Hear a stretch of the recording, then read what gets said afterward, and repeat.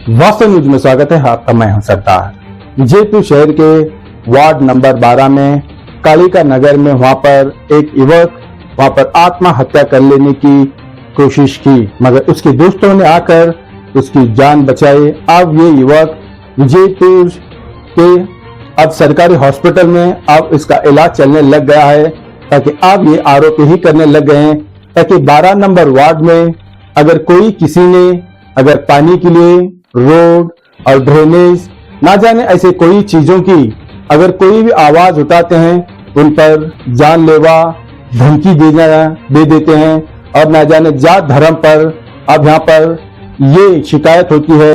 मगर ऐसे ना जाने बहुत सारे जात धर्म पर यहाँ पर शिकायत होने लग गई है, मगर क्या ये कितना सच है और कितना ये झूठ है अब तो फिलहाल पता नहीं। मगर अब यहाँ पर जो जात धर्म पर आप ये कह रहे हैं शिव तलवार यानी कि कोली भी कहते हैं, ताकि अब उन पर अब वो यही आरोप करने लग गए यहाँ पर। और ना जाने कोई आप पर मंदिर में आने के लिए मना है, मंदिर में क्यों आते हो, आप एक कम जात के हो, ताकि ऐसे जात धर्म पर भी अब यहाँ पर आरोप करने लग गए हैं। मगर अब यहाँ पर ये सच और झूठ या कितने झूठ है कितना सच है अब तो ये तो फिलहाल पता नहीं। मगर आत्महत्या पर ना जाने ये आरोप देखेंगे तो आप शायद आप ही फैसला कर सकते हैं, ताकि यहाँ पर जो इस मंदिर के लिए जात धर्म के लिए और इस वार्ड में रोड और रास्ता और ना जाने यहाँ पर किसी ने आवाज उठाते तो उन पर जान की धमकी दिया जाती है। गोली जो यहाँ पर हम स्क्रीन पे दिखा रहे हैं, ये जो गोली लेकर और ये दवाई यानी कि ये नशीली चीज है, अगर ज्यादा ले सकते हैं मौत भी हो सकती है। मगर यहाँ पर बहुत सारे आरोप उन्हीं के जुबान से सुनाएंगे, ये तो बात सच है। मगर यहाँ पर आखिर ये वार्ड में ऐसा कौन डॉन बन गया है कि यहाँ पर जो पानी की दिक्कत आने के बाद यहाँ पर उनकी आवाज खामोश करने के लिए जान की धमकी दे देते हैं, और यहाँ पर रोड रास्ता ड्रेनेज अगर कोई भी यहाँ पर आवाज उठाएंगे तो उनको जान की धमकी है। अब यहाँ पर बहुत सारे यहाँ पर आरोप होने लग गए हैं, आखिर ये आरोप क्या सच है या नहीं। हमारे चैनल में जो चाहे आकर कह सकते हैं, अगर किसी ने आरोप करते हैं वो बताना हमारा कर्तव्य है। मगर यहाँ पर अब किसी पर भी आरोप होता है, अगर वो भी आकर कह दे तो हम वो भी प्रसारण करेंगे, क्योंकि आजकल ऐसा हो गया है कि झूठ मूठ के आरोप भी होने से क्या शायद किसी को दिक्कत ना आ जाए।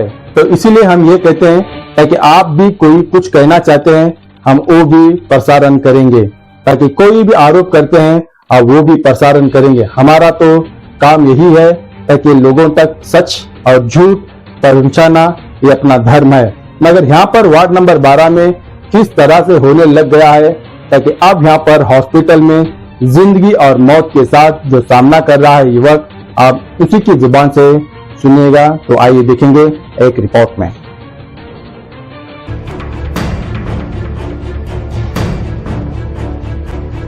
ಪ್ರತಿ ಸಲ ನಾವು ಸೇವೆ ಮಾಡ್ತಿರ್ತೀವಿ.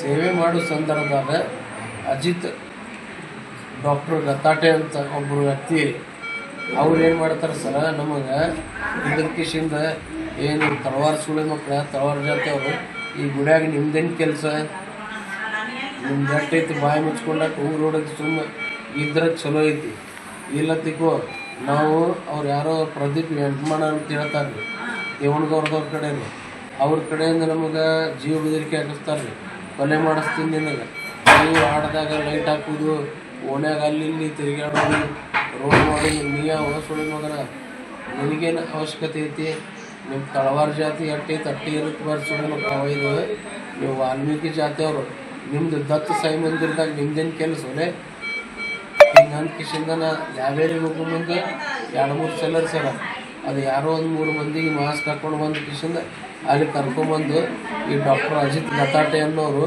ನನಗೆ ತಲಾಶ್ ಮಾಡ್ತೀನಿ ಅಂತ ಜೀವ ಬೆದರಿಕೆ ಆಗ್ತಾರೆ.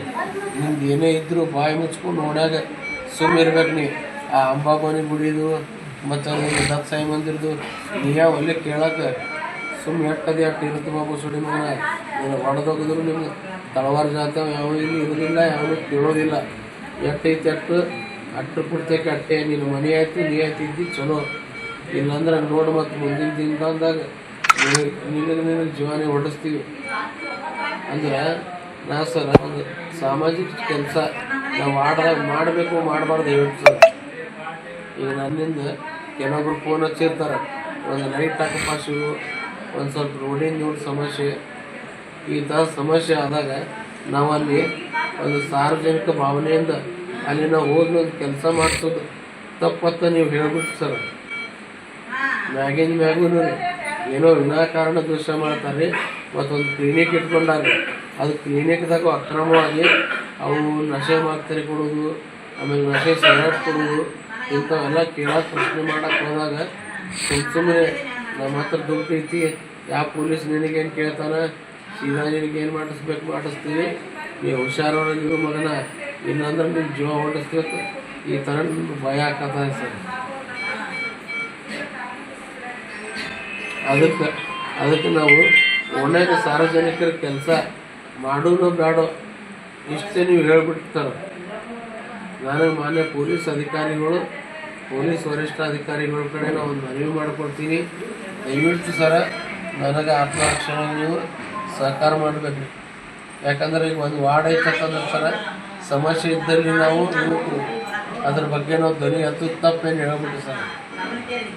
ಆ ಡಾಕ್ಟರ್ ಸ್ವಂತ ಮೆಡಿಕಲ್ ಅದೇನ್ರಿ? ಸ್ವಂತ ಮೆಡಿಕಲ್ ಅದ ಸರ. ಆ ಹುಡುಗರಿಗೆ ನಶೆ ಗುಳಿಗೆ ಕೊಟ್ಟ, ಯಾವ್ಯಾವ ಸೈರಪ್ ಕೊಟ್ಟ, ಇಂಥವೆಲ್ಲ ಮಾಡ್ತಾರೆ. ಅದನ್ನು ಪ್ರಶ್ನೆ ಮಾಡಕ್ಕೆ ಹೋದ್ರು ನಮಗೆ ವೈಯಕ್ತಿಕ ಟಾರ್ಗೆಟ್ ಮಾಡಿ, ನಾ ದೇವಣ್ಣಗಾವದವ ಯಾರ ಪ್ರದೀಪ್ ಎಂಟಮಾನು ಅವ್ರ ಸಹೋದರ ಹೆಸರು ಹೇಳಿ ನಿನಗೆ ನಾ 15 ಲಕ್ಷ ರೂಪಾಯಿ ಡಿಗ್ರಿ ಕೊಟ್ಟು ನಿನಗೆ ಹೊರಡಿಸ್ತೀವತ್ತಂದು ಈ ಮಟ್ಟಿಗೆ ಬೆಳೆದಾರೆ ಸರ್. ಈಗ ನೀವೇನು ತೊಗೊಂಡ್ರಿ? ಈಗ ಏನಿಲ್ಲ, ನಿನ್ನೆ ಅವ್ರು ಬರೆದು ಕೊಟ್ಟಿದ್ದು ಅದೇ ಸೈರಪ್ ತಂದು ಕೂತೀನಿ ಸರ. ನನಗೆ ಪೂರಾ ಜೀವ ಬೆದರಿಕೆ ಐತ್ರಿ. ನನಗೇನಾದ್ರು ಹೆಚ್ಚು ಕಮ್ಮಿ ಆದ್ರೆ ನನ್ನ ಕುಟುಂಬಕ್ಕೆ ಈ ಗತಾಟೆ ಡಾಕ್ಟ್ರು ಮತ್ತು ಇವ್ರು ಹಿಂದಿರೋರೆ ಇವರೇ ಕಾರಣ ಸರ್. ನಿಮ್ಮ ಹೆಸರು ಹೇಳ್ರಿ? ನನ್ನ ಹೆಸರು ಶಿವ ಕೂಳೆ ಅಂತ ಸರ್. ಎಷ್ಟನೇ ವಾರ್ಡ್ದಾಗ ಇರ್ತೀರಿ? ನಾವು 12 ನಂಬರ್ ವಾರ್ಡ್ದಾಗ ಇರ್ತೀವಿ.